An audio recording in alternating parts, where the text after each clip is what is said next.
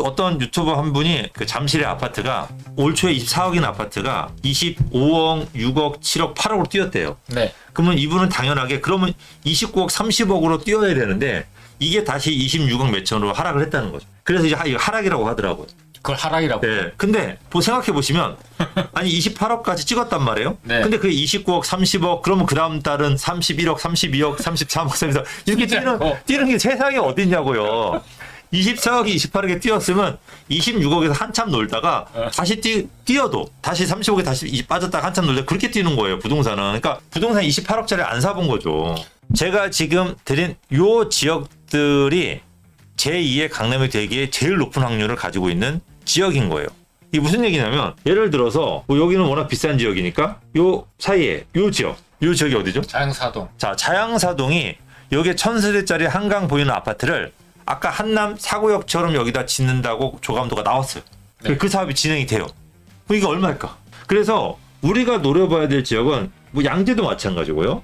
이렇게 요소에 우리가 들어갈 수 있는 자리들, 우리가 투자를 해서 들어갈 수 있는 자리들이 생각보다 굉장히 많다라는 거죠.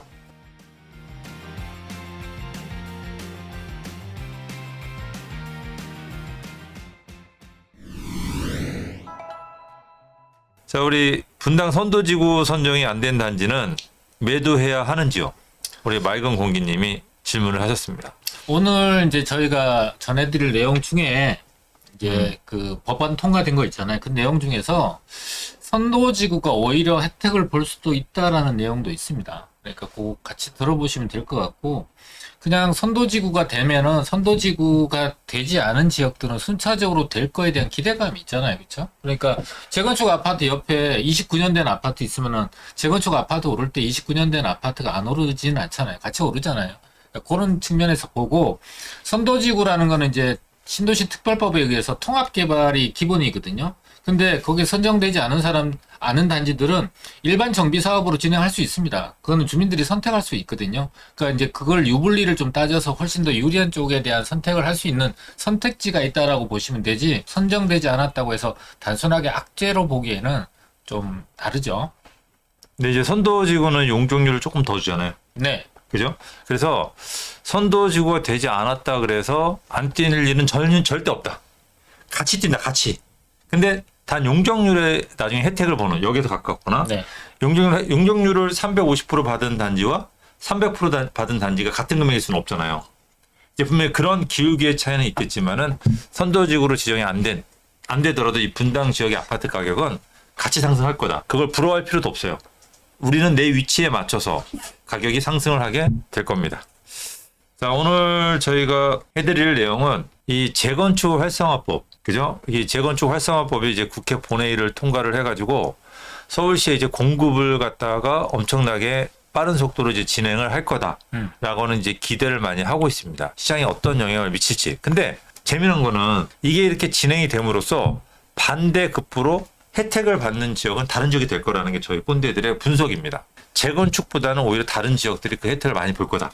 그래서 그게 좀 제일 중요한 포인트거든요. 그래서 어디가 어떻게 바뀌는지 그거를 일단 끝까지 보시면 이제 알 수 있을 겁니다. 그렇게 오늘 한번 저희가 분석을 해드리도록 하겠습니다. 네, 이제 재건축 패스트트랙법 국회 본회의 통과라고 해서 현행은 제일 먼저 해야 될 것이 이 안전진단입니다. 안전진단을 통과하는데 짧게 잡아도 1년은 걸리거든요. 그래서 보완 조치가 나오고 뭐 이렇게 하면 또 길게 걸리죠. 그래서 일단 이 안전진단을 통과하지 못하면 아예 재건축 자체가 출발을 할 수가 없는데, 여야가 합의를 해서 본회의가 통과된 내용은 처음에 안전진단을 안 받아도 돼요. 그리고 입안 제한, 그 다음에 정비구역 지정, 정비구역 수립, 그 다음에 이제 사업시행 인가인데, 요 전에, 그러니까 이 안전진단은 추진위 조합 신청 조합 설립과 사업시행 인가 전까지만 받으면 된다라는 거예요. 그러니까 안전진단이 없어진 건 아니고 안전진단을 처음에 받아야 되는데 그 첫 번째 허들을 없애고 먼저 출발을 해서 정비계획도 수립하고, 정비계획이 수립이 되면은 그걸 토대로 해서 시공사들하고 협상도 할 수 있고, 구체적으로 이렇게 진행할 수 있는, 구체화될 수 있는 부분들을 미리 진행할 수 있기 때문에 전체적인 사업 기간이 그래서 짧아질 수 있다라는 측면이 있는 거고요. 그래서 또 안전진단을 통과하지 않아도 되면은 30년 이상만 되면은 아파트가 무조건 이제 재개발, 재건축이 이제 출발을 할 수가 있게 되는 거죠. 그게 이제 요번에 재건축 패스트 트랙이 통과됐다라고 하는 걸 간략하게 설명드린 거고, 참고로 하나 더 설명드리면은, 이와 동시에 같이 통과된 것이 재개발 촉진에 관한 특별법이라는 것이 본회의에 통과가 됐는데, 이거는 노후계획도시특별법이라든지 도시민주광연 정비법이라든지 도시재정비 촉진의 특별법, 이 재개발 재건축을 총괄하는 여러 가지 법들이 모두 다 적용되는 건데, 경우에 따라서 필요에 따라서 기본계획이나 구역지정 정비계획을 한꺼번에 동시에 진행할 수 있다. 그 다음에 사업시행 인가와 관리 처분을 동시에 진행할 수 있도록 해서 사업기간을 최대 6년 정도 앞당길 수 있다. 이렇게 된 것이 같이 이번에 통과가 됐는데, 뉴스에는 이제 재건축 안전진단 통과가 가장 이슈다 보니까 그걸 위주로 이제 뉴스가 나왔던 거죠. 그래서 이번에 법안 통과가 된 거는 이렇게 두 가지로 정리해 드릴 수가 있습니다. 자, 일단은 안전 진단 없이 조합 설립이 가능하고, 이 조합 설립이 주체가 돼가지고 다른 사업을 진행할 수 있다는 거죠. 그러니까 이전에는 안전 진단을 하기 전에는 조합 설립을 못 하잖아요. 아무것도 못했죠. 근데 조합 설립을 못 하게 되면 주체가 없는 거예요. 아, 그렇죠. 제가 예전에 그 용산의 한 재개발 사업지에서 저희가 좀 많이 빌라를 사드렸잖아요. 저희가 뭐 한 거의 한 조합원들 중에 한 5분의 1 정도가 저희 고객이에요. 그러니까 한 200분 정도, 150분 정도가 저희 고객이에요. 그러니까 그 조합 추진위 쪽에서 저한테 그 기부 체납을 좀 해달라. 그 기부 체납이 뭐라고 그래? 찬조금? 하여간 그 추진위를 하는데 자기네가 자금이 좀 있으면 좋겠다고 뭐 좀 약간 돈을 좀 요구를 하시더라고요. 그래서 그럼 우리 고객들이 만약에 그 신통 신청한다고? 신통 통과돼서 잘 되면 좋잖아요. 제가 그래서 그러면 그래 한 8천에서 1억 정도를 제가 찬조를 하겠다고 제가 얘기를 했어요. 그래서 대신 제가 이제 저희 회사에서 나가는 거니까 이게 비용이기 때문에 저희가 비용 처리를 해야 되니까 영수증을 주십시오. 그 세금 계산. 예, 그래서 어떤 누가 주체가 돼서 받아주십시오 그랬더니 주체가 없대. 그걸 할 수가 없대요. 주체가 없대. 주체 없이 받게 되면은 그게 문제가 된다 그러더라고요. 아, 그렇죠. 그러니까 그 돈을 제가 못 줬어요. 주고 싶었는데. 법인에서는 주체 없이 그냥 줄 수는 없잖아요. 아, 그렇죠. 예, 그렇기 때문에 이게 그 당시에 추진위 단계에서 돈이 필요한데도 불구하고 맞아요. 제가 돈을 드리겠다는 후에도 그 이제 한 용산에 한 물론 지금은 신통으로 선정됐어요. 네네. 그렇게 안 했음에도 불구하고 주민들이 똘똘 뭉쳐서 근데 제가 조금 드렸으면 조금 더 빨라졌을 텐데 이제 그런 부분들이 그 주체가 없다 보니까 그러니까 이게 무슨 얘기냐면 그 전에 조합을 미리 만들 수 있다고 한다면 재건축을 추진할 수 있는 주체가 생긴 거잖아요. 그렇죠. 그럼으로써 설계도도 그릴 수가 있고 시공사들하고 협상도 가능해요. 네. 어떤 계약서도 이제 작성 가능하고 그러면 밑그림도 그릴 수가 있고 그렇죠. 우리가 이제 그 설계도에 대한 여러 가지 사업 진행을 해서 사업 시행 인가 전이라고 한다면 거의 제가 봤을 때는 재건축 준비 단계에 70% 80%까지 할 수 있는 거예요. 그러고 나서 사업 시행 인가 받고 관리 처분하면 되는 거예요. 그러니까 사실은 거의 다 끝내기 전에 안전진단 받으면 되기 때문에 이게 굉장히 쉬워진다. 가장 오랜 시간이 걸리는 거를 빠르게 처리를 하고 우리가 보통 이제 재건축 아파트는 10년 넘게 걸린다. 뭐 10년이 뭐야? 15년, 20년 걸리는 것도 있다. 이렇게 이제 생각하시는데 그게 짧아지는 거죠. 이제 어떤 일이 벌어질지 상상이 되세요? 막 서로 하겠다고 난리가 나겠죠. 이제 그게 30년 이상이 되면은 조합 설립이 가능한 거예요. 네. 그 주체가 생기는 거죠. 그렇죠. 그리고 이제 진행이 가능한 거예요. 맞아요. 이 정부의 각 자금 지원. 구청의 네. 허가를 받을 필요가 없는 거지. 네, 그렇죠. 그렇게 되면은 각 아파트 단지마다 네. 오래된 단지들이 새 걸로 바뀔 수 있는 준비가 다 돼버린 거예요. 네. 그러니까 재건축에 대한 피가 다 붙어버리는 거죠. 이게 다 재건축 아파트가 그러니까 되는 거네. 우리가 재건축 재개발을 진행을 할 때 네. 우리 좀 이따 우리 공군대가 소개를 해주겠지만 한남 뉴타운 네네. 4구역의 조감도가 이번에 발표가 됐잖아요. 이제 서로 이제 시공권을 따가려고 이제 네. 막 제안을 한 거죠. 엄청난 멋있는 조감도. 네네. 잠깐 한번 보여줘 보세요. 이 조감도. 요게 이제 위에 있는 게 삼성물산에서 이제 제안하고 있는 형태. 아래쪽에 있는 게 현대건설에서 DH 한남이라고 해서 제안하고 있는데 그림 하나를 더 준비를 했죠. 같은 이제 그림 단지인데 한남 뉴타운 조감도. 네네. 이게 한남 뉴타운 4구역입니다. 그래서 4구역에 이제 시공사를 선정하기 위해서 어떻게 제안을 할 것이냐라고 이제 그 제안을 넣어봐라라고 했더니 삼성물산 같은 경우는 이 아파트 단지가 굉장히 꽃 모양으로 타원형 원형으로 돼 있잖아요. 그래서 전 조합원 전 세대가 한강 조망이 나올 수 있도록 하고 이렇게 설계된 거는 특허까지 신청을 해서 특허까지 받아서 다른 건설 회사나 시공사들이 따라할 수 없도록, 그러니까 되게 희소하고 특별한 이제 조감도가 있는 단지가 형성이 된다라고 하면서 우리 삼성물산을 뽑아주세요 하고 이제 제안을 올린 거고요. 밑에 있는 현대건설 같은 경우는 노벨상하고 비견되는 이 건설 쪽에 상을 받은 그 건설 디자인 업체랑 연결이 됐어요. 그래서 직각형이 아니라 타원형, 그러니까 라운드가 져 있는 거고 알루미늄판 뭐 8만 개를 적용을 해서 정말 특별하게 미래 도시에 버금갈 정도로, 그리고 라운지 2개 동이나 3개 동을 연결하는 라운지가 연결돼서 한강 조망이 나오고 커뮤니티 시설을 다 넣겠다라고 하는 조망권이 이렇게 나온 거죠. 제가 이 그림을 보고서는 무슨 생각이 들었냐면 한남 뉴타운에서 제일 홀대받던 구역이 2구역하고 4구역이었어요. 제일 가치가 떨어진다. 왜? 실제로 가격도 제일 쌌어요. 왜요? 위치상. 3구역은 되게 넓고 크고 5구역은 위치가 좋고. 그렇죠. 그러니까 2구역, 4구역 상대적으로 어중간하다. 터지거나 좀 네. 특히 4구역 좀 느리다. 네네네. 라고 해서 약간 홀대받았었는데 제가 이 조감도를 보고서는 제가 4구역 물건을 갖다 사다 가지고 있다 팔았거든요. 엄청 후회가 되는 거야. 너무 멋있는 거잖아요. 그러니까 아까 보셨던 이 위에 봤던 삼성물산 위에 그림, 네. 여기는 전 세대가 한강조망이 다 보이네요. 그렇죠. 이게 일부 세대가 한강 보이면은 일부 세대는 한강에 대한 프리미엄이 있고 그렇지 않은 세대는 한강에 대한 프리미엄이 없다 보니까 가격 차이가 벌어지잖아요. 한 10억 차이가 나요. 그럼 가격이 싼 아파트는 이 가격을 좀 끌어내려요. 네네. 근데 전 세대가 한강이 보인다고 한다면 이 전 세대의 가격이 다 비싼 거예요. 그러니까 시너지 효과가 나서 더 비싸지는 거죠.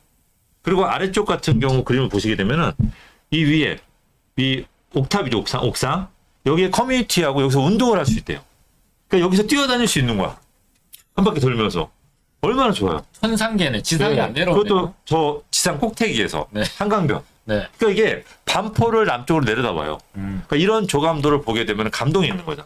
자, 이게 생각해 보세요. 지금 이 재건축 패스트트랙 이 법이 바뀌었잖아요. 그럼 무슨 일이 벌어지냐면 이제는 조합에서 시공사하고 대화를 할 수가 있어요. 야, 우리도 한남타운 4구역처럼 조감도 좀 그려줘. 그러면 그 조감도를 이 재건축 수주를 하기 위해서 네. 건설사한테 그려줬어. 이거를 유튜브에 내보내고 각 부동산에 배포를 해. 그러면 이거를 본 사람들이 이 아파트를 사고 싶을까? 아니면 뭐야 별론데라고 할까? 무조건 사고 싶은데 못 사서 부럽거나 하겠죠. 자기 단지를 네. 한남타운 4구역, 5구역처럼 조감도를 그리겠어요? 평범하게 그리겠어요? 당연히 따라서 그리거나 하겠죠. 그러면 그렇게 만들면. 이게 점점 번진다고 생각해봐요. 그러면 여기 살고 싶겠어요? 기존에 지은 아파트 살고 싶겠어요? 차이가 나게 되겠죠. 그러니까 이런 일이 이제 생긴다는 거예요. 그 전에는 주체가 없기 때문에 뭘 할 수가 없었어요. 근데 이제는 주체가 생기는 거예요. 이게 잘 모르시는 분들은 주식하면서 이제 부동산 유튜브 하시는 분들이라든지 그거 보시면 이걸 아무렇지도 않게 봐요. 쳐다도 안 봐. 근데 우리는 알잖아요. 네. 현장을 뛰어다니니까 이게 공인중개사를 통해서 또는 각 유튜브나 채널을 통해서 어떤 그 일이 벌어질지. 근데 이 정도로 하려 그러면 그 아파트 단지 입지가 좋아야 돼. 그러니까 입지가 좋은 30년 된 아파트들의 가치가 달라지는 거죠. 그러니까 첫 번째. 스카이 라운지를 만든다고 해서 아무 데나 만든다고 이런 가치가 부여되는 게 아니죠. 네. 그렇죠. 자, 그리고 또 두 번째로 기억을 하셔야 될 게 정부에서 지금까지 저희가 저번 주 유튜브, 저저번 주 3주 동안 유튜브를 해드린 내용들을 보게 되면 네. 정부에서 서울의 공급 부족이 2025년부터 심각하다. 이거를 인정을 했고 이것 때문에 집값이 뛸 수가 있다라고 생각하고 있어요. 그래서 지금 정부에서 금리 인하를 하는 경우에 대출이 사람들이 금리 인하를 하게 되면 대출을 많이 받을 수가 있잖아요. 네. 이게 집값의 폭탄으로 작용할 수 있으니까 지금 대출 규제를 엄청나게 하는 거예요. 바벨 3라고 하는 부분도 분명히 있지만은 이거 집값이 뛸까봐 걱정이 돼서 하는 요인이 더 크거든요. 그러니까 정부에서 그만큼 주택이 부족하기 때문에 주택을 공급하기 위해서 어떻게 하냐면 용적률을 풀어주고 있어요. 그러면 30년 된 아파트가 이상 된 아파트가 용적률이 뭐 250%야. 또 230%야. 그래서 재건축을 못했어. 근데 그 재건축의 용적률 정부에서 350%까지 풀어줘. 또는 400%까지 풀어줘. 거기에다가 조합이 나서서 이런 멋진 그림을 그려. 그러면 그 아파트의 가치가 어떻게 될까요? 이런 일들이 이제부터 벌어지기 시작할 거라는 거죠. 그래서 요게 여러분들이 좀 기억을 하셔야 돼요.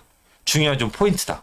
라고 좀 아시면 생각하면 될 것 같아요. 단순하게 안전진단 통과, 안전진단이 처음에 받을 필요가 없으니까 재건축이 되겠네? 단순하게 그냥 재건축 아파트 투자해야겠네? 이 정도의 선에서 머물 게 아니라 김건대가 얘기하는 걸 감안한다면 그 중에서도 옥석이나 정말 잘 선택을 해놓는다면 좋은 훨씬 더 큰 결과가 돌아올 수 있겠네, 그렇죠? 이 안전진단이라고 하는 거는 예전부터 서울시에서 이 아파트 공급을 조절하기 위해서 조율하기 위해서 쓰는 카드였어요. 그렇죠. 그러니까 서울의 아파트 공급이 좀 부족해. 안전진단을 풀어줘요.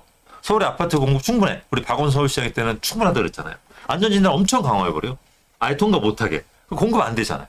이런 식으로 조율하는 카드였는데 이거를 열어줘. 이제 니네가 알아서 해. 그럼 우리가 알아서 하면 어떡하겠어요? 잘하는 거지. 근데 이게 잘하는 게 알다시피 웬만큼 집값이 받쳐줘야지 고급스럽게 지을 수가 있잖아요. 이게 뜬금없이 상계동 가서 고급스럽게 위에다가 이 한 달부터 4,900씩 지을 수는 없잖아요. 한 집당 공사비가 한 6억 될 텐데. 상계동 디스하는 건가요? 아니, 디스는 아니에요.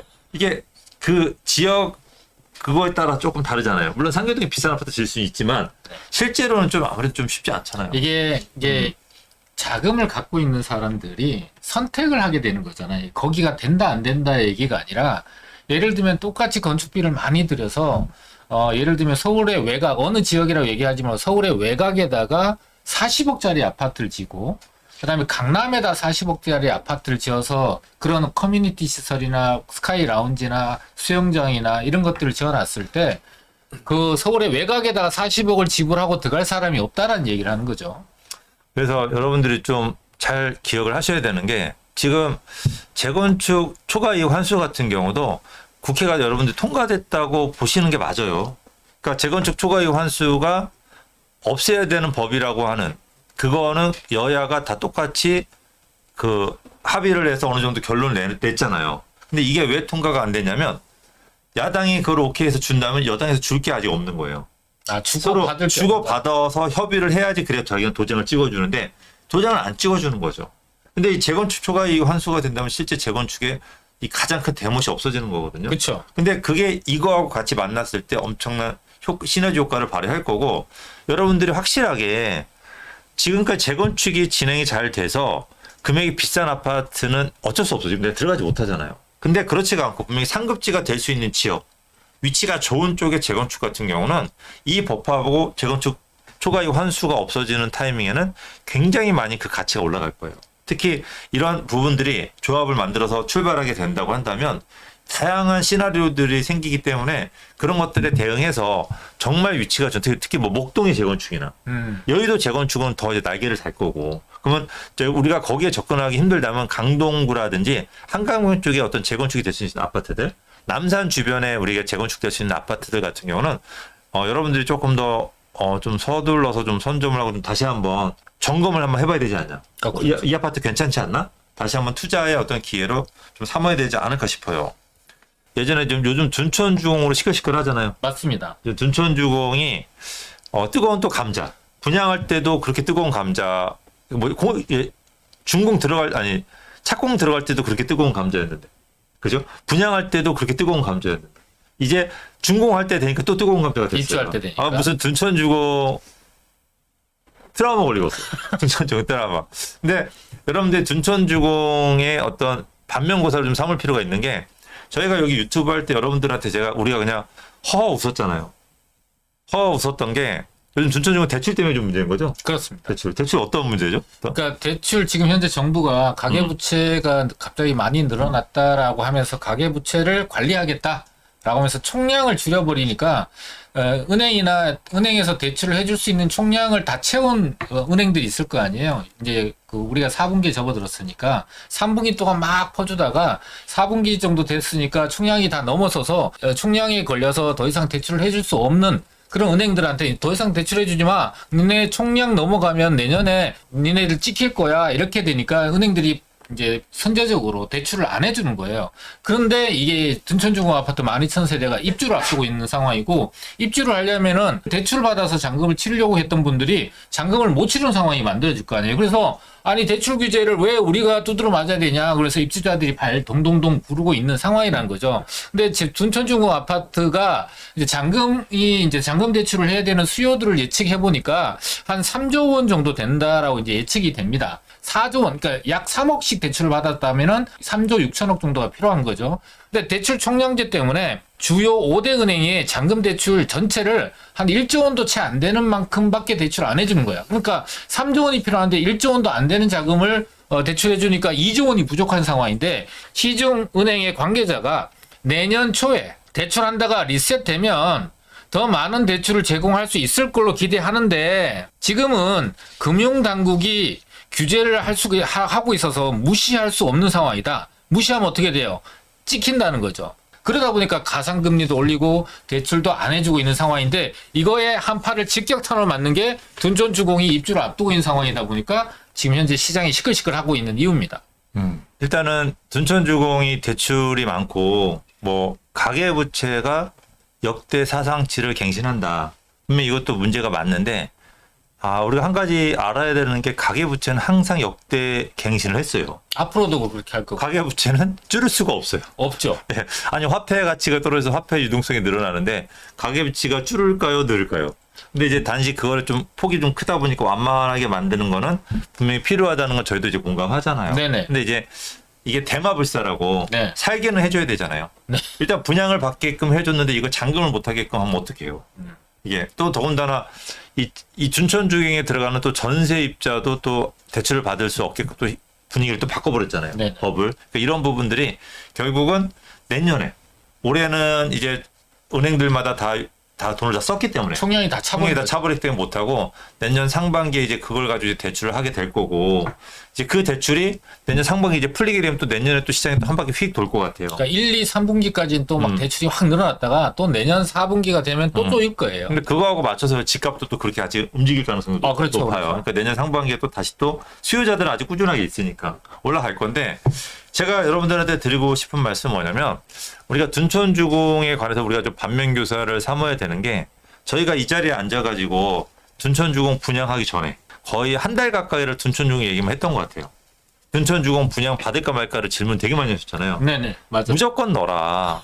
둔촌주공 쓸데없는 걱정이다. 그 연예인 걱정, 둔촌주공 걱정, 이 두 가지는 저희가 하지 말라고 항상 말씀을 드린 거죠. 그 이유가 뭐냐면, 저희는 딱 봤을 때 그때 둔촌주공의 분양가가 13억이었잖아요. 네, 맞습니다. 30점대. 저희가 봤을 때는 이 둔촌주공은 상급지로 편입이 될 지역이었어요. 부동산에 눈을 가진 전문가가 봤을 때는 너무나 당연하다고 말씀을 드렸는데, 여러분 눈은 그게 잘 안 보이니까 저희가 실수한 게, 이게 왜 상급지인지를 좀 더 자세하게 설명했어야 된다. 근데 상급지가 늘어나니까 사람들이, 이 잠실까지 갔던 사람들이 상급지를 가고 싶은데 상급지가 너무 비싸잖아요. 그 다음 상급지를 찾는 거죠. 그 사람들 눈에 들어온 게 뭘까요? 헬리오시티 말고 둔촌주공이 눈에 들어온 거죠. 그러니까 결국 그 둔촌주공에 사람들이 몰려가다 보니까 헬리오시티의 둔촌주공 가격이 같아지는 거죠. 더군다나 이 둔촌주공이 아직 입주를 하지 않은 상태인 거예요. 맞습니다. 그럼 둔촌주공이 입주를 해서 헬리오시티보다 더 살기 좋으면, 가격이 더 반영이 되겠죠. 그러니까 저는 여러분들이 어디다 걸어볼래요? 만약에 둔촌주공 아직 입주가 안 됐잖아요. 근데 둔촌 입주를 했어. 그러면 둔촌주공이 헬리오시티보다 더 살기 좋을까 나쁠까? 더 새 아파트인데. 좋죠.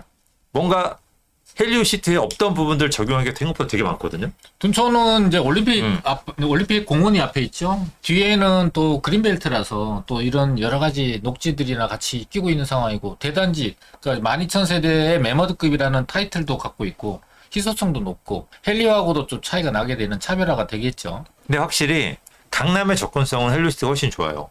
그렇죠. 둔촌까지 거기 길이 막힐 거 아니에요, 아무래도. 이제 그런 부분이 유일하게 마이너스인 거죠. 그 보완책은 이제 헬리오는 8호선 있는 거고, 둔촌주공 9호선이니까 다이렉트로, 그러니까 지하철이라는 공공교통망을 이용한다면 둔촌이 그렇게 거리상으로는 멀지만 가깝게 접근할 수도 있고 급행철도도 있으니까. 어쨌든 둔촌주공이 지금 헬리오시티와 같은 상급지가 됐잖아요. 맞습니다. 그 가격이 상급지- 같으니까. 그렇죠. 이제 그 13억에 분양한 게 24억까지 거래가 됐다가 이제 최근에 다시 또 22억으로 조금 조정이 됐는데 네. 22억이면 거의 헬리오스 때와 거의 같은 금액이거든. 네네. 이제 나중에 얘네가 이제 잠시까지 쫓아갈 수 있느냐 없느냐 이제 그걸 가지고 이제 갑론음박을 많이 하고 있는 거죠. 그래서 제가 기억나는 게 그 당시에 저희가 친한 또 유튜버 우리가 또 황머시라고 하는 저 꼰대가 아니고 우리 꼰대가 아니죠. 아. 그 유튜버님이 거기 둔천 주고 자기가 50평대 사서 거기 실거주 한다고 얘기하셨었거든요. 아, 네. 근데 그분이 그 당시에 거기가 저렴한데 네. 거기 왜 들어간다고 하셨겠어요? 물론 그분은 다른 데 갔어요.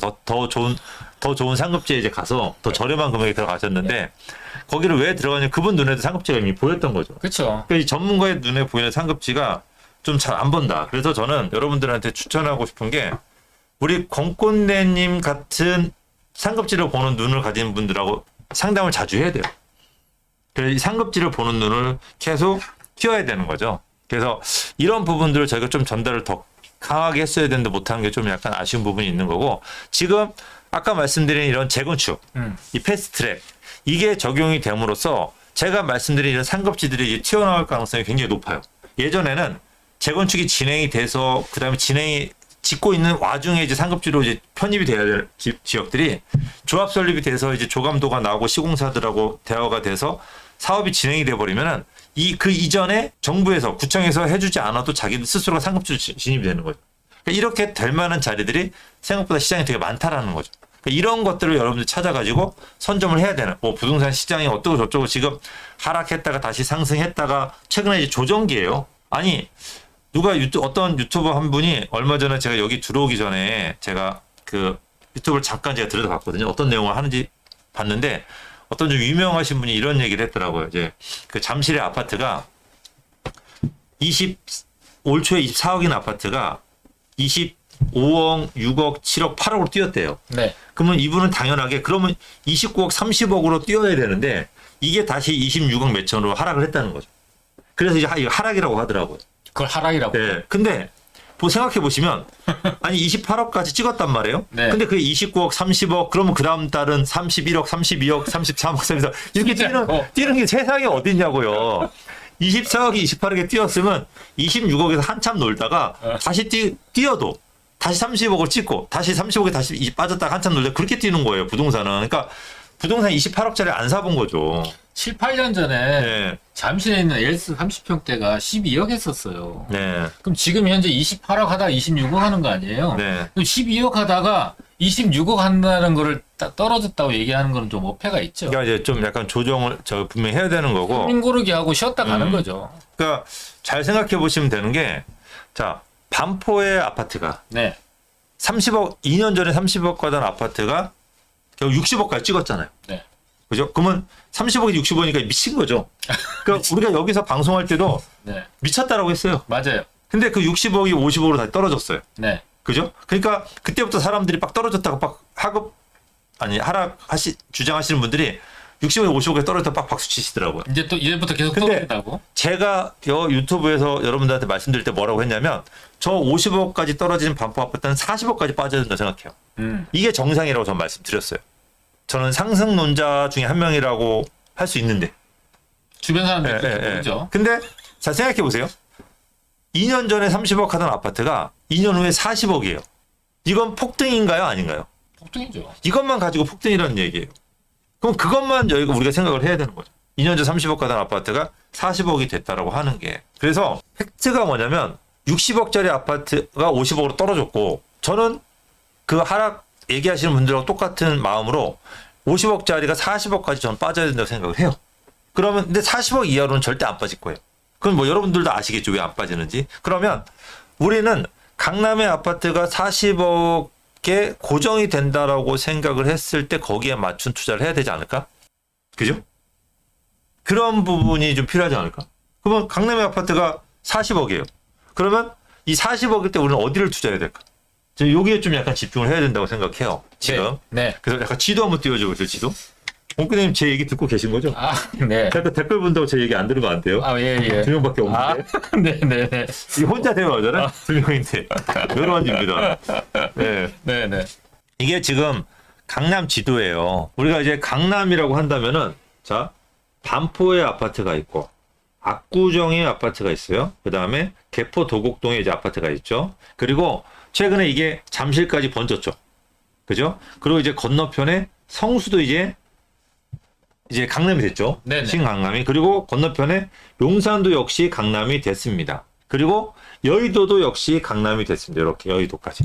자, 지금 제가 동그라미 친 데가 여기가 40억까지 갈 수 있는, 여러분 40억 아파트를 찍을 수가 있는 가능성이 있는, 지금 찍고 있는 또는 40억이 넘어선 그런 지역에 해당이 돼요. 그러면 우리가 어느 지역을 저희가 노려봐야 되냐면 이렇게. 자, 그러면 이렇게. 자, 제가 지금 드린 요 지역들이 제2의 강남이 되기에 제일 높은 확률을 가지고 있는 지역인 거예요. 이게 무슨 얘기냐면, 자, 보세요. 예를 들어서, 자, 요 사이에, 뭐 여기는 워낙 비싼 지역이니까, 요 사이에, 요 지역이 어디죠? 자양사동. 자, 자양사동이 여기에 1000세대짜리 한강 보이는 아파트를 아까 한남 사구역처럼 여기다 짓는다고 조감도가 나왔어요. 네. 그 사업이 진행이 돼요. 그럼 이게 얼마일까?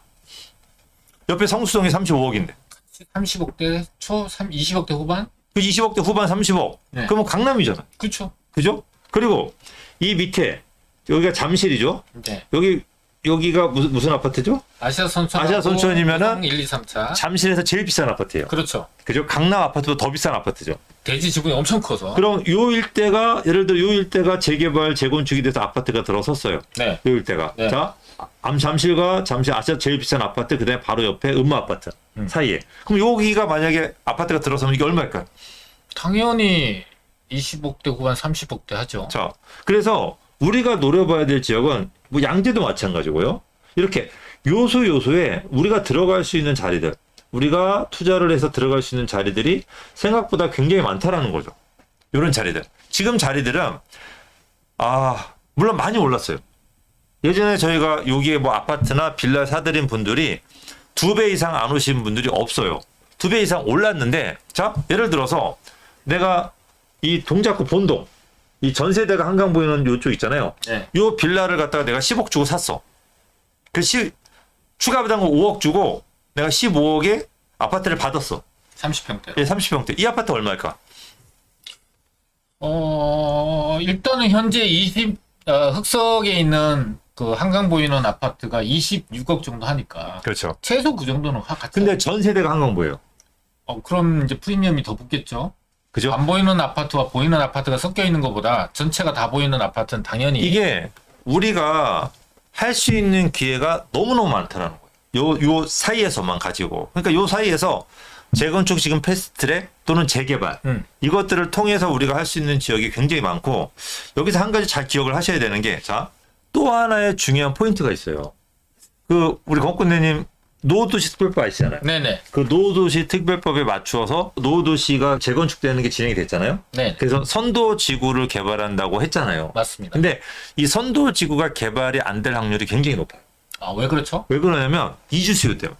예를 들어서 분당의 선도지구라 그래서 이주 만 세대를 선도지구로 지정이 되면 빨리 재건축을 해야 되잖아요. 그럼 만 세대를 이주시켜야 돼요. 그거 어떻게 할 건데? 순환 방식으로? 그러면 30년 걸려요.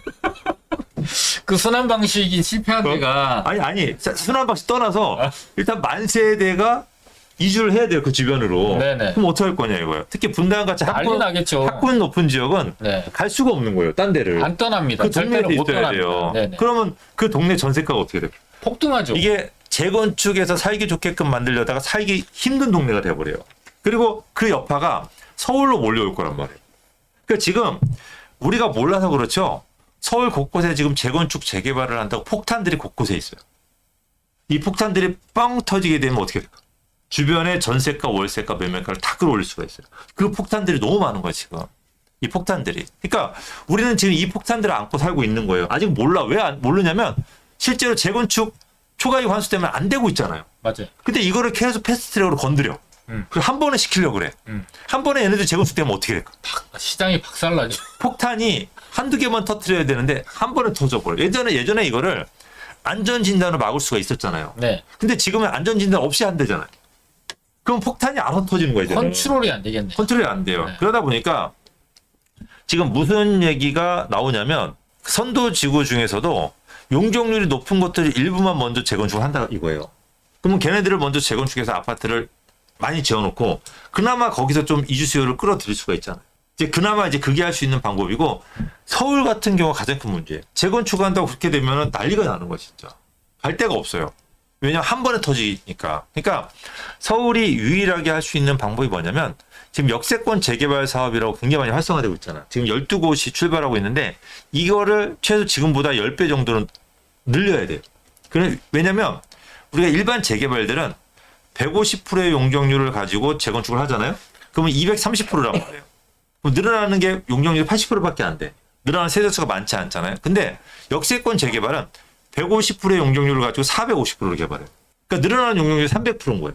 그러니까 이주 수요는 적고 아파트는 많이 지을 수가 있는 그런 개발을 할 수밖에 빨리 서두를 수밖에 없는 거죠. 제가 보는 포인트는 뭐냐면 이거예요. 자, 이 아파트 여러분들 투자하실 때 아까 보셨던 제가 그 강남시도 보여드렸잖아요. 네네. 강남에서 제2의 강남이 될 수 있는 자리도 있잖아요. 그렇죠. 그 자리들을 선점을 해야 돼요. 지금 여러분들 동네 돌아다니시다 보면 신통이다 모아타운이다 너무 많이 지정을 했잖아요. 맞아요. 근데 얘네들이 진행이 잘 안 되는 지역들이 많아요. 그러니까 지정까지 됐는데 이제 반대가 좀 나오거나 또 요즘에 건축비가 워낙 부담이고 건축비가 올라가면은 조합원들에 대한 추가 부담금이 당사자들 입장에서는 그게 너무나 감당할 수 없는 큰 부담이거든요. 예상 추가 부담금 이런 거 통지 받으면 그때부터 이제 뜨악 해갖고 깜짝 놀라서 결국 이제 반대가 높아져서 해제가 이제 다는 아니지만 드물게 계속해서 나오고 있는 상황인 거죠. 그러니까 네. 네, 말씀하세요. 네네. 그러니까 그런 데가 될 곳들을 미리 걸러내고 잘 진행될 곳들. 그 다음에 이런 뭐 여러 가지 공사 비용이나 부담을 감당해낼 수 있는 곳. 그 다음에 여러분들이 또 한 가지 참고하셔야 될 게 추가 부담금을 반드시 우리 투자자분들이 안 내셔도 됩니다. 입주만 안 하면. 그러니까 입주를 안 하고 전세 그때 당시 이제 완공이 돼서 입주를 할 때 세를 넣으면은 그 전세 보증금으로 추가 부담금 모자라는 돈 이자까지 다 내고도 돈이 남는 경우가 있으니까 너무 먼 미래에 일어날 일을 미리 걱정해서 아무것도 하지 않아서 결국은 후회하시는 그런 결정이 안 내렸으면 좋겠습니다. 재건축 재개발 좀 늦게 되더라도 저희가 좀 되게 여러분들한테 상급지나 뭐 방배동이나 이런 빌라들 위주로 많이 사드렸던 이유가 뭐냐면 제가 그 전에도 저희가 2년 전부터 계속 말씀드렸어요.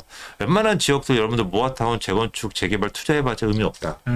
왜냐하면 아파트 시세가 받쳐주지 않으면 다 취소돼요. 그래서 여러분들이 꼭 기억하셔야 되는 게 재개발 투자하시려면은 내 주변에 거기가 모아타운으로 진행되느냐 안 되느냐 중요하지 않아요. 자리만 좋고 노후도가 괜찮으면 다 개발되게 돼 있어요. 그럼 뭘 보셔야 되냐면 그 주변의 아파트 시세가 20억이 넘느냐 아니냐는 기준 삼으세요. 제가 예전에 그 유튜브 할 때 여러분들 자주 들으신 분들 기억나실 거예요. 제가 경기도에 재개발 어느 지역이 됩니까 안 됩니까 물어봤을 때 제가 여러분들 뭐라고 했냐면 아파트 주변 시세가 12억은 무조건 넘어야지 된다고 얘기했어요. 그때 당시에는. 네.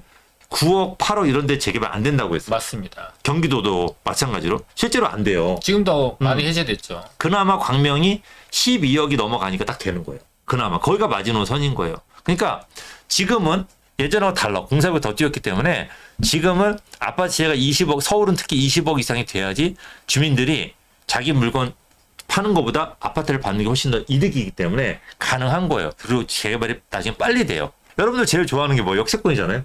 편하죠. 좋은 걸 하세요. 좋아하는 걸. 네네. 그래서 여기에서 350m 내가 역세권의 용적률 450% 이상을 줄 수 있는 기본 제일 낮은 거.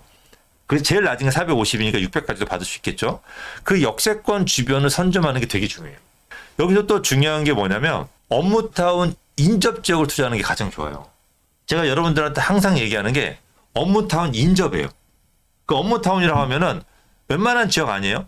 도심. 서울에서 제일 회사가 많은. 그 다음에 서울에서 제일 좋은 강남. 그 다음에 여의도.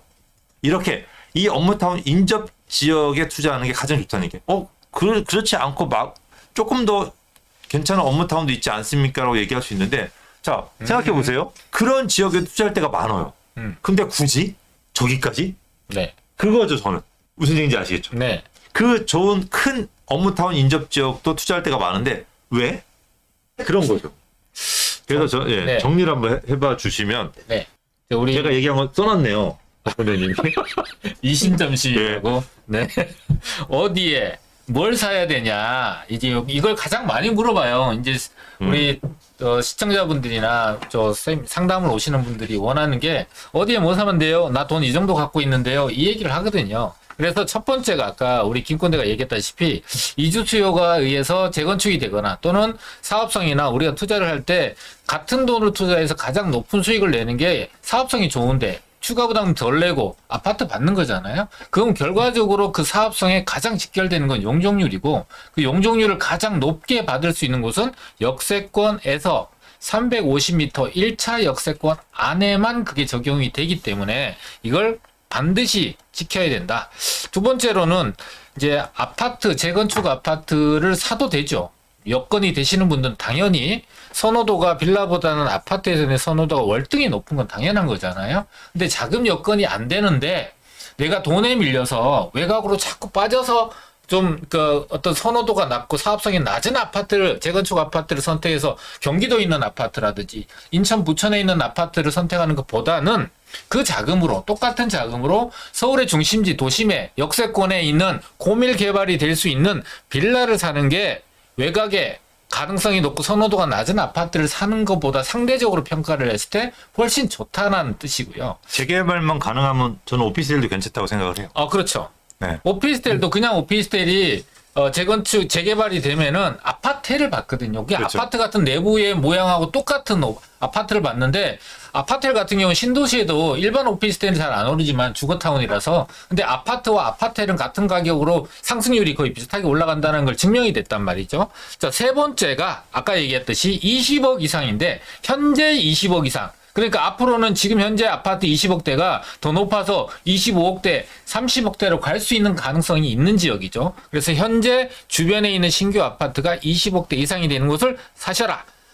네 번째 마지막으로 가장 중요한 건데 직주 접근성, 직주 근접 이것이 앞으로의 투자를 하는 데 가장 중요한 이 기준점이 될 수밖에 없어요. 뭐 젊은 사람들이 1, 2인 가구들이 대폭적으로 증가되고 외곽에 있는 또는 지방에 있는 사람들이 빠져나와서 일자리를 찾아서 수도권으로 모여들고 있다는 거는 이전에 우리 며칠 전에 영상으로 올려드린 이권대 영상을 보게 되면은 일자리가 가장 많은 지역들 어디고 인구가 어디로 집중이 되고 있느냐. 인구가 모여들면 수요가 증가되고 수요가 증가되면 집은 부족하고 수요는 많아지니까 전체적으로 보면 가격이 상승할 수 있는데 그중에서 입지 여건이 훨씬 더 좋고 선호도가 높은 지역은 당연히 높아지는 거죠. 이 업무 지역의 주변에 주거 인프라라든지 편의시설이 잘 갖춰져 있기 때문에 살기도 좋다. 자, 그럼 이 인접 지역의 기준이 되는 건 어디냐? 여의도, 강남, 도심 이 세 군데에 인접해 있는 지역을 사셔라. 요 네 가지 원칙만 잘 지키시면 성공의 정도는 다를 수 있지만 수익은 반드시 난다라고 이해하시면 될 것 같습니다. 자, 이게 그 업무타운 인접 지역이라고 저희가 했잖아요. 그죠? 네. 들어주세요. 근데 이게 보면은 저희가 가끔 그 어떤 아파트나 이런 데 오피스텔 광고를 보게 되면 네. 인접 지역이라고 써놓고서는 한참 차로 15번, 차로 15번 이렇게 나오는 경우가 있어요. 절대 안 됩니다. 저희가 말씀드린 인접은 저희가 항상 말씀드리지만 업무타운 내에 투자해야 되는 물건도 있다고 항상 말씀드리잖아요. 네네. 그거 진짜 그 안에 있는 겁니다. 저희가 인접이라고 한다면 딱 붙어 있어요. 전부 다. 딱 붙어 있는 그런 지역이 퍼져서 제2의 강남이 되는 거예요. 성수동, 한강을 사이에 두고 지금 딱 붙어 있잖아요. 네. 용산도 딱 붙어 있죠. 흑석동도 딱 붙어 있잖아요. 그런 딱 붙어 있는 부분들을 포인트를 잘 잡으시면 생각보다 할 지역이 되게 많다라는 걸 좀 기억하시면 될 것 같고 이게 지금 보면 저희가 왜 자꾸 그 조금 강남이나 이런 비싼 상급지만 하라고 권하냐면은 네. 지금 추세가 그래요. 지금은 똘똘 한 채밖에 갈 수 없는 그런 법을 그 정부에서 만들어 놨어요. 이전 정부에서. 그리고 현 정부도 현재 지금 국회에서도 보면은 국회에서 이거를 강남이 떨어지지 않게 오히려 계속 밀고 있는 것 같아요. 그 똘똘 한 채를 사지 않고 차라리 여러 채를 사게끔 하는 게 더 나은 그런 법을 만들어 줘야 돼요. 지금은 강남에 한 채를 갖고 가는 게 세금적으로 너무 유리하잖아요. 강북의 여러 채보다는. 근데 강북의 여러 채를 갖고 가게끔 괜찮게 그 법을 만들어 줘야 돼요. 이렇게 얘기하면은 또 투기 조성한다고. 아까 행복님처럼 네, 근데 그렇지가 않아요. 이게 수요자가 그렇게 많아져야지 네. 강북의 공급도 많아지는 거예요. 맞습니다. 수요자가 많아져야 강북의 집이 새 아파트를 공급할 수 있는 금액으로 조금 상승할 거예요.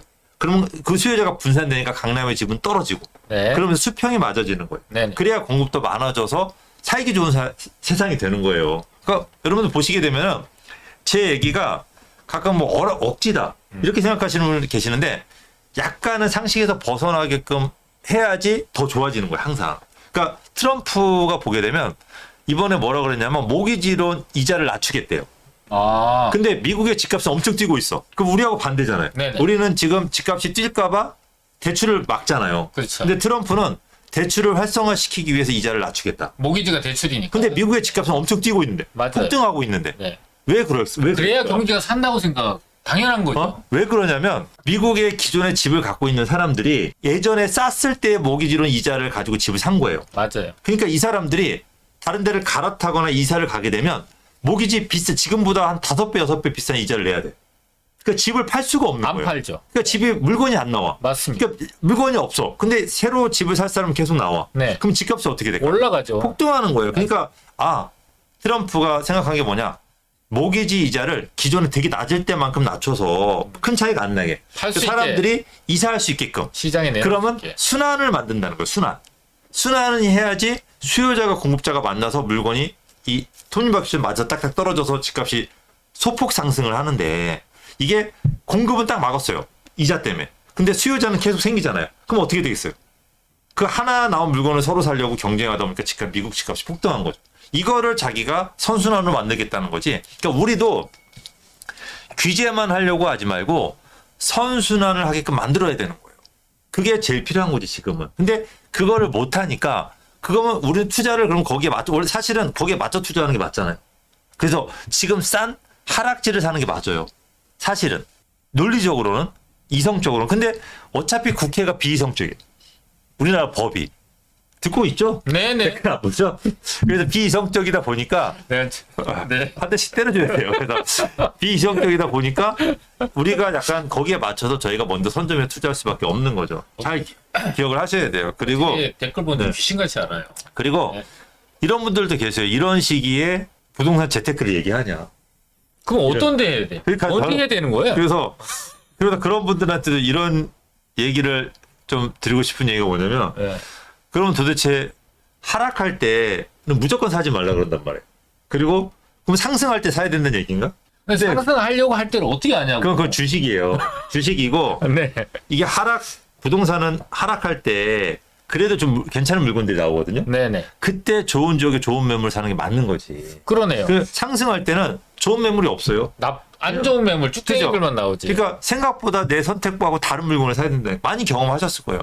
그 보통 아파트 가면은 3층, 2층에 피로티 구조로 1층은 다들 살기 싫어하잖아요. 네. 아파트는.